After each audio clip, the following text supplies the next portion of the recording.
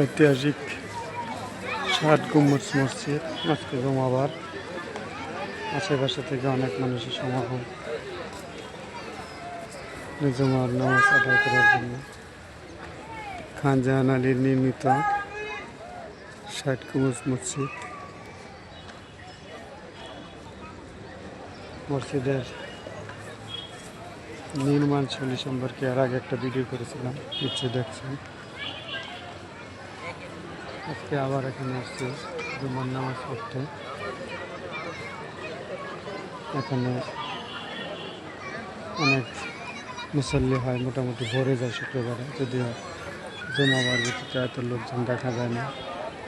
অনেক মহিলারা দর্শনার্থীরা আসেন দেখতে। এটা একটা করই গাছ, তো অনেক আগে লাগানো, বা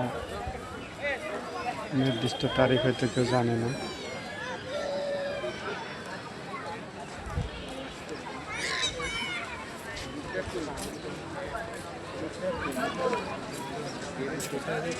পাশে আছে ঘোড়া দিঘি।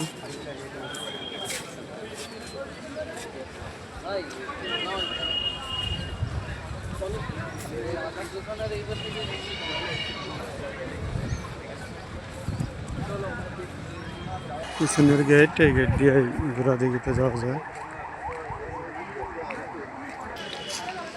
এই এলাকায় লবণাক্ত পানি, বিশুদ্ধ খাবার পানি নেই বলে এখানে খান জাহান আলী তার সময়ে এই দিঘিটি নির্মাণ করেছিল।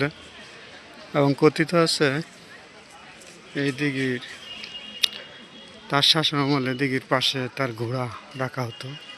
ঘোড়ার গোসল বা অন্যান্য কাজে এই আশেপাশের জায়গাটুকু ব্যবহার করতো এবং দিঘিটাও ব্যবহার করা হতো। সেই হিসাবে এই দিঘিটার নাম করা হয়েছে ঘোড়া দিঘি। এটাই খান জাহান আলীর বিশাল ঘোড়া দিঘি। এখানে মনে হচ্ছে যে অনেক মাছ আছে, যেহেতু মিঠা পানির মাছ আছে। পানি খুব স্বচ্ছ। এখানে মানুষ গোসল করে, খাবারের জন্য পানি নিয়ে যায়, রান্নার জন্য পানি নিয়ে যায়। এভাবে মানুষের দৈনন্দিন কাজে দিঘির পানি ব্যবহার করা হয়। শুক্রবার অনেক মানুষ আসছে নামাজের ছিল, এখানে একটু সময় পার করবে। দিঘিটাকে দেখলে বিশাল, এবারে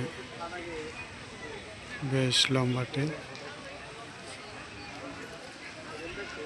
আজকে এই পর্যন্তই। আল্লাহ হাফিজ।